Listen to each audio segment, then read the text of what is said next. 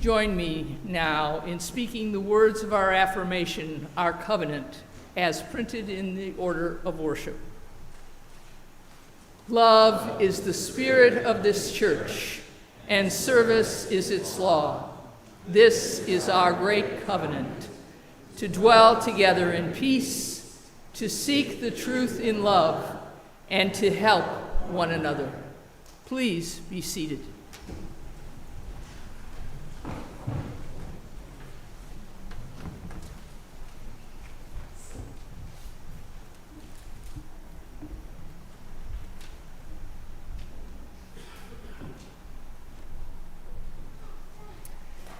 Before I share some thoughts with you this morning, I'm inviting everyone to our bicentennial birthday bash after worship on September 24th. Thanks to the History Committee and other volunteers, we're celebrating our church's 200th anniversary with a program year kickoff event. We'll have activities for little ones, ice cream, and an intergenerational scavenger hunt with prizes. So please come celebrate with us. Did you ever hear someone say, "I'm so busy, I'm doing 3 things at once"? Or, "I'm a multitasker and that's how I get so much done"? Or, "I have to be 2 places at once today"? But did you know, directly from my neurologist, that no matter what we say or think about being able to do 2 or 3 things at once, it's a scientific fact that we can only do 1 thing at a time. So on those applications for employment, when it says, "Are you a multitasker?" Sometimes we work so fast it feels like we're doing 2 or 3 things at a time. We go so fast from one thing to the next, it feels like many things are happening at the same time, and so we tell ourselves proudly that we're multitaskers. But that's only a feeling. It's not the truth. When the day is over, we are tired, too tired. When the day is over, we wonder, just because we did a lot of things, did we actually get anything done? Did we go too fast? Did we move from one thing to the next so fast that we missed an important detail? Or were we in such a hurry that we forgot to be nice to people around us? That's a big one. One of my jobs as a church person is to go a little slower. I work at a reasonable pace.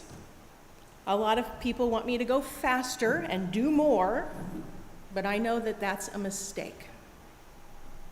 The reason it's my job to work a little slower is so that I have time to pay attention to you, to pay attention to new people who are here this morning, to pay attention to the Spirit, to pay attention to what love wants me to do instead of what the world wants me to do. Can I get an amen? Amen. Thank you. And another of my jobs is to ask you to go slow for all the same reasons. Why is this important right now? We are just about to begin the church program year. Everything begins again after the summer break: church school, adult small groups, middle school classes, high school youth group, adult Sunday programs. All of these things are beginning again and at the same time. And each one of these is important and necessary. So how will it be possible for all this stuff to go well all at once? We must go slow. Not try to do everything we want all at the same time. We must plan well, enjoy the process, and be willing to let some things go occasionally. The church cannot operate at the pace that the world does. The world goes too fast and doesn't leave time for just being and breathing and being together. This right here is ridiculous to the world, that we are just sitting here and listening to some thoughts about something that's philosophical and spiritual in nature, that we have stopped to do this. The good news is that the church does allow time and space for all of that, and if it doesn't, it should, because love takes time. Thank you.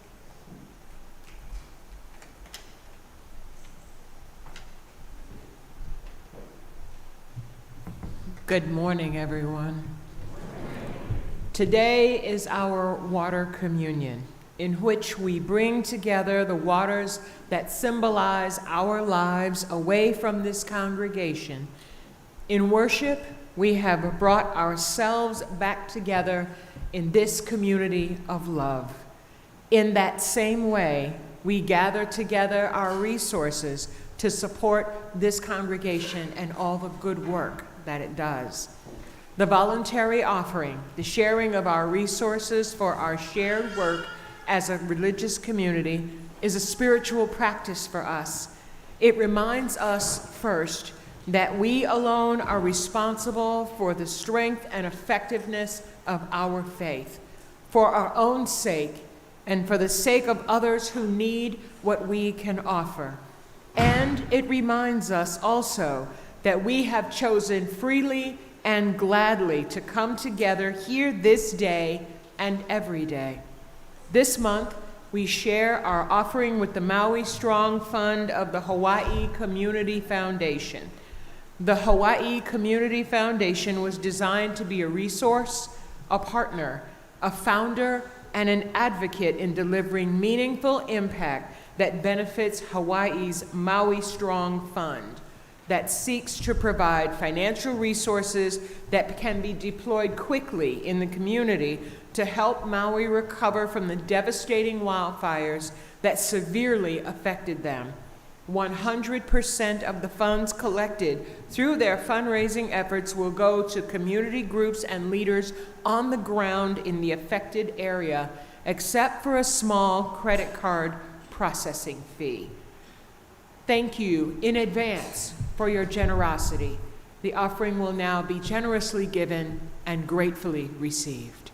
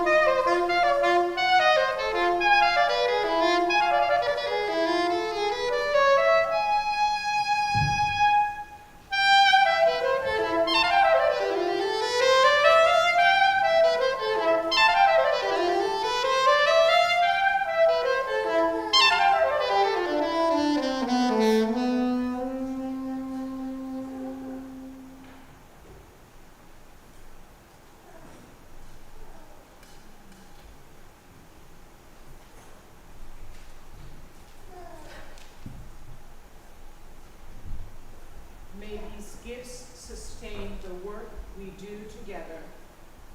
Script. The life of this community and the lives of those whose need is greater than we know. Thank you, everyone, for your generosity this morning. Thank you. Each year, we come together on the second Sunday in September to celebrate the start of a new church year. Even though we worship all summer, we still take this moment to acknowledge that we're beginning again together. That's right. Some of us will be starting new classes or working through the first full week of a new school year. Some of us have new responsibilities. Some of us are renewing our commitment to ourselves, the congregation, the world, and that which we know to be sacred. Today is our homecoming, in which we gather our waters and our people. Let us celebrate this sacred place and the wonder of the gifts of one another. Please rise in body or spirit as we speak our responsive reading. After each line I speak, you will speak the words in your order of service with Reverend Joy Christie and Patricia. Those words are, "It is good to be home." The doors and windows are open wide, and this house is filled with fresh air. All has been made ready just for you. It is good to be home. The rooms are filled with light, quiet and peaceful, dark and restful, and you can settle where you feel you belong. It is good to be home. Whether you are bold or shy, hurting or healed, settling in or passing through, there is always space for you in this house. It is good to be home. The very walls sing with the lives of those who have lived here before. They call out for you to join the chorus. It is good to be home. The gardens welcome you with greenery and flowers, whispering wild secrets, reminding you of growth and possibility. It is good to be home. Whether you are certain or wondering, joyful or grieving, member or friend, there is always space for you in this house. It is good to be home. This house knows it cannot be a home without its people living here, breathing here, questioning here. This congregation rejoices at your presence returning here to bring the wonders of life with you. It is good to be home. Please join your voices together in singing our Doxology, also printed in the order of service.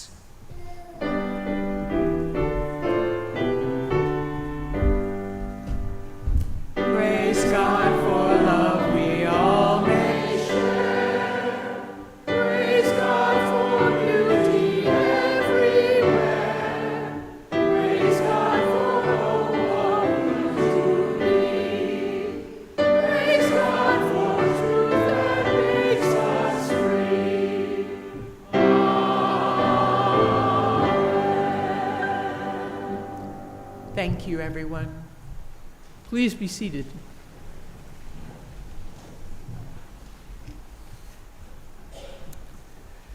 As we begin our time of prayer and reflection, let us open our hearts to the concerns of people of this community and beyond it. Julio M. Jr. has been moved from Hartford Hospital to Jerome Home. He is there for recovery and would love your continued greetings and prayers. Edward P. and Jane R. invite all of you to attend a memorial service in their son Jeffrey Roth Pollock's honor today at 1 p.m. at Malloy Funeral Home, right around the corner on Farmington Avenue in West Hartford. The Shiva that was announced last week has been canceled at Edward and Jane's home. In lieu of flowers, donations may be made in Jeff's memory to the nonprofit Housing Association of Northern California. Jeffrey Roth Pollock's obituary is listed under Malloy Funeral Home in West Hartford, and you can leave messages for the family in that website.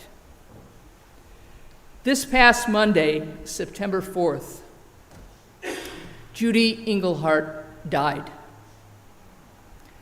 Sheila Englehart Shea, her daughter, wrote, so sad to announce the passing of our mom. Please hold our family members in your heart as we navigate through this immensely difficult time. Judy's celebration of life will be held here on October 14th at 10:30 in the morning. Further information will be forthcoming as that date approaches. And again, you can go to the Malloy Funeral website and list your thoughts and prayers and memories to the family there. In our wider world, let us all hold those in Morocco affected by the 6.8 earthquake. The numbers as of this morning are 2,012 people have died and over 1,400 have been critically injured. The international agencies working in the villages near the Atlas Mountain Range, where the center of the earthquake took place, have noted that there will be many more as they continue searching through the rubble.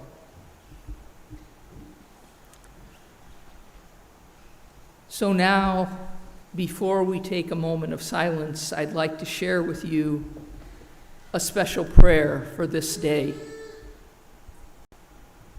Spirit of life, flowing love, call of compassion, be with us this day. Be with all of us, wherever we are. Those of us in this sanctuary and those across the world. On this day, we celebrate our community. We celebrate the places that are sacred to us, both here and far. Let us also remember those places that are sacred, our home to others all over the world. In this moment and every moment, be with all those who are seeking ways to live through chaos and hardship, whether caused by individuals or nations, weather or misfortune.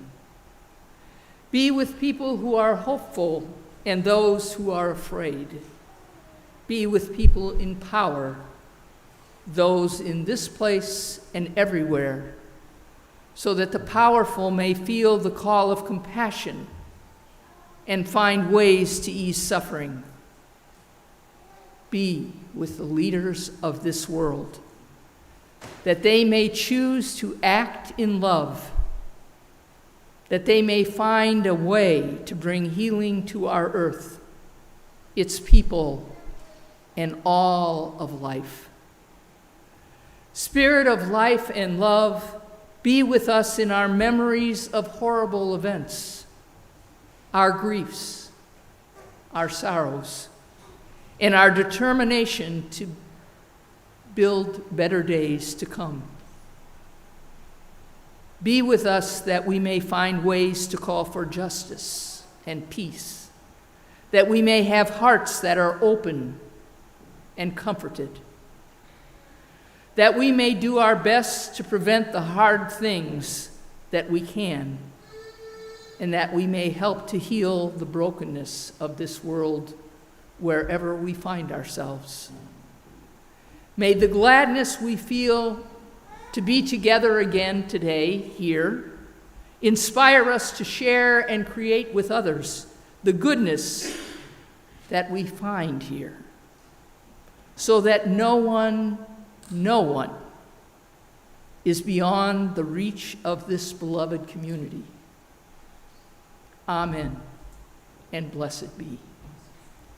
And now please join me in a moment of silence where you hold all of your intentions and the thoughts I put out earlier in your heart and soul.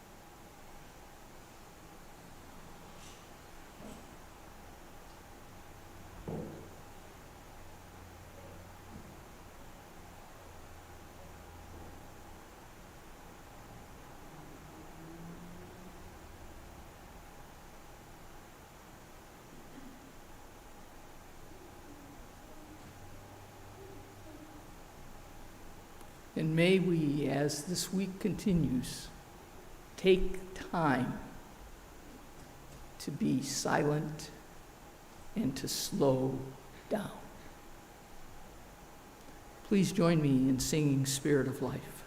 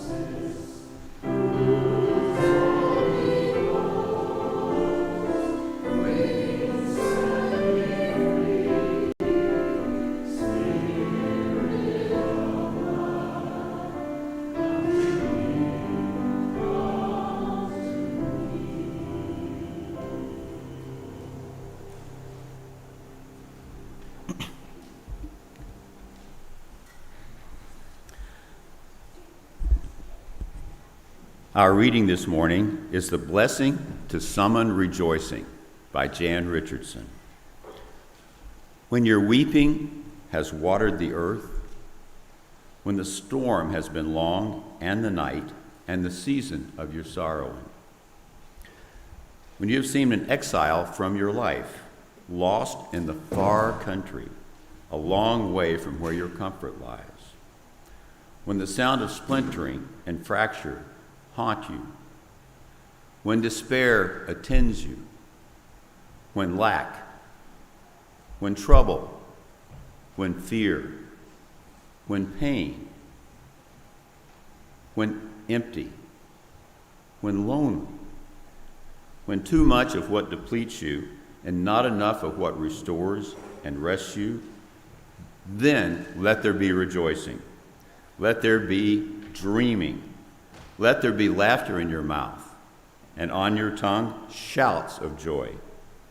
Let the deeds soaked by tears and those seeds turn to grain, to bread, to feasting. Let there be coming home.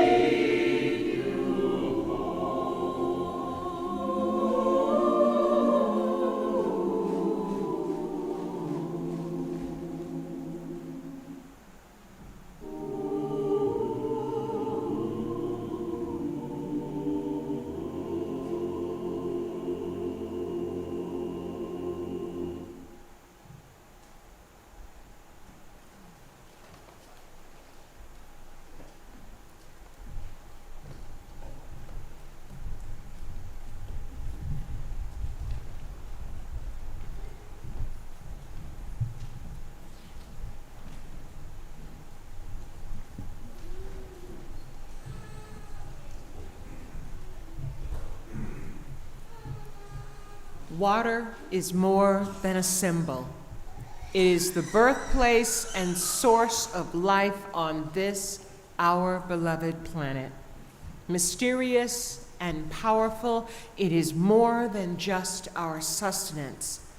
Water is a symbol of life itself, of the many and varied gifts and blessings that we receive from one another and from beyond ourselves as we enter the flow of a new church year.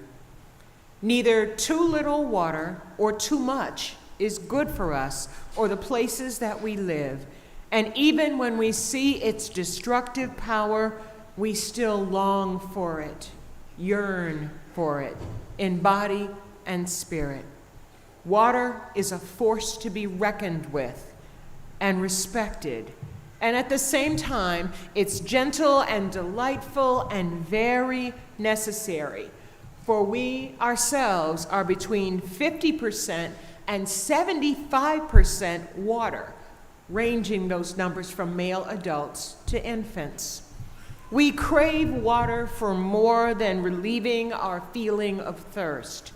We visit places where there's an abundance of it to encourage us toward rest and rejuvenation.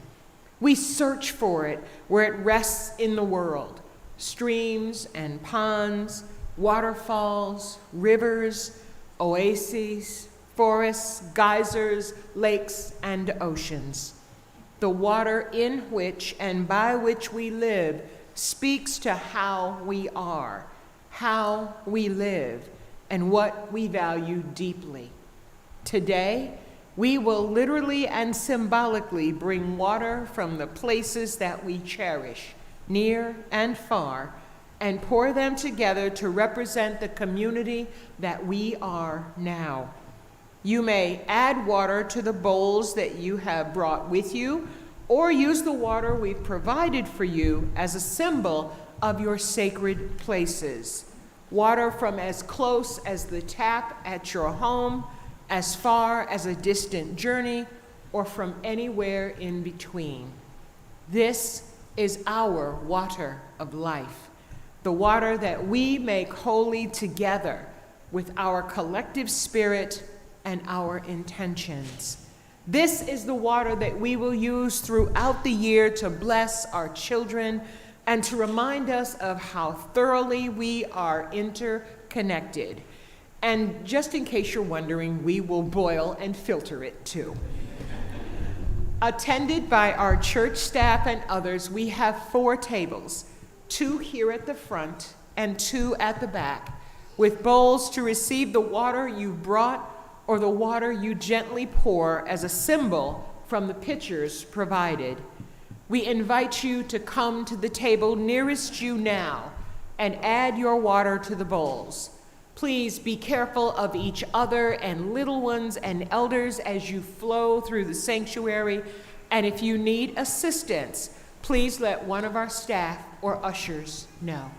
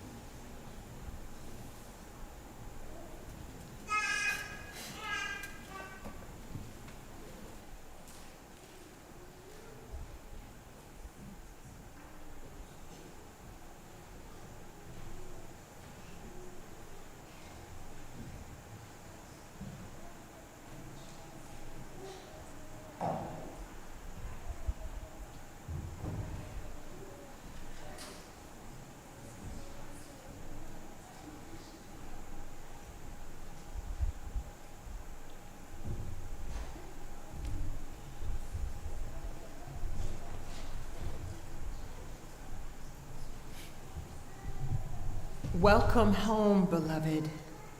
How wonderful it feels to say that again on this beautiful September Sunday.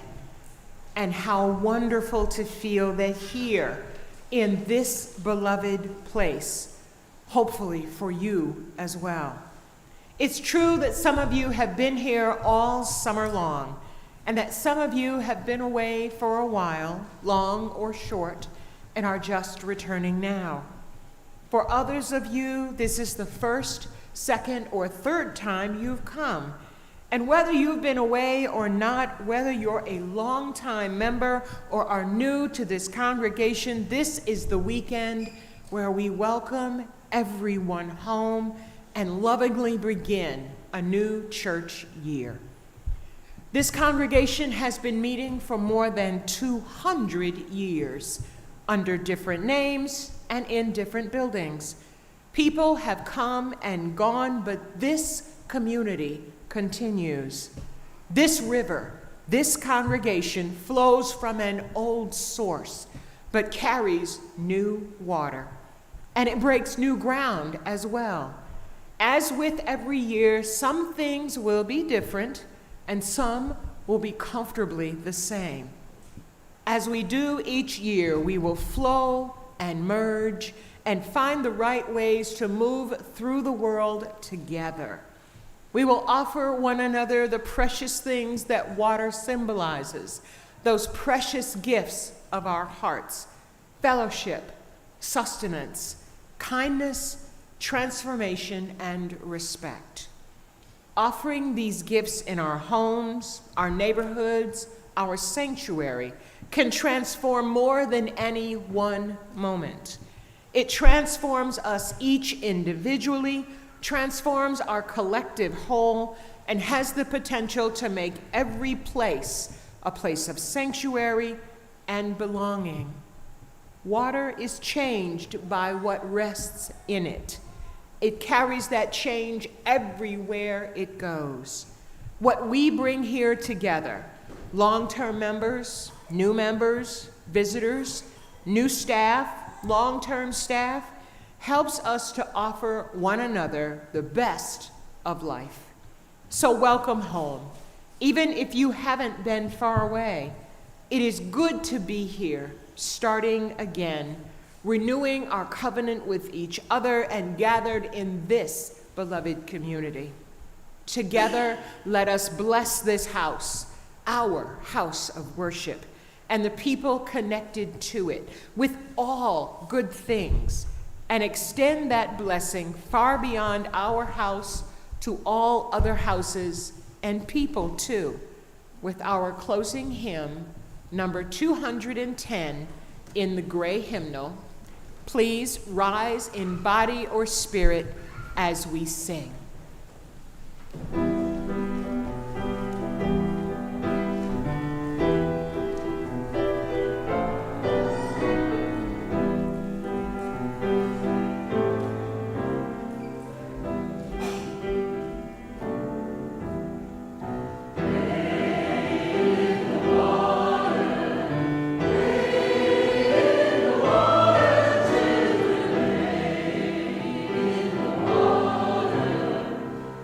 Until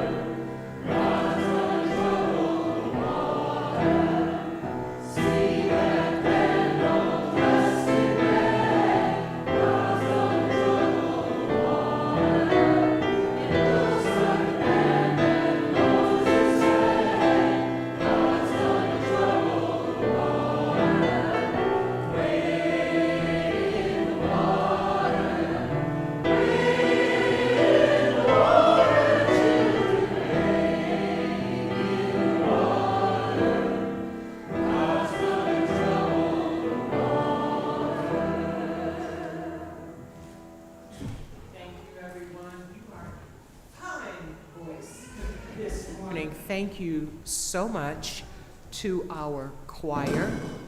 Thank you for your voices this morning. Always good to hear you. Can we get a hand raised for the choir this morning? Thank you, everyone, for attending this morning. It is always wonderful to start off a new church year and to see so many faces here. Y'all may remember, I'm fairly new to this congregation. Y'all might remember that. And it is so beautiful to see so many people here, faces I recognize and those I don't yet recognize, but we're going to get there. Please join me in the Unison Benediction, which is also printed in your order of service.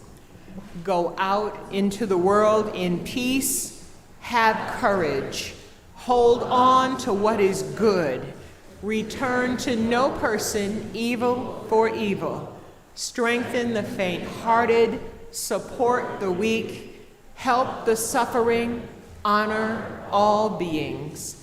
You may be seated, be comfortable in your seats, and please remain for our postlude.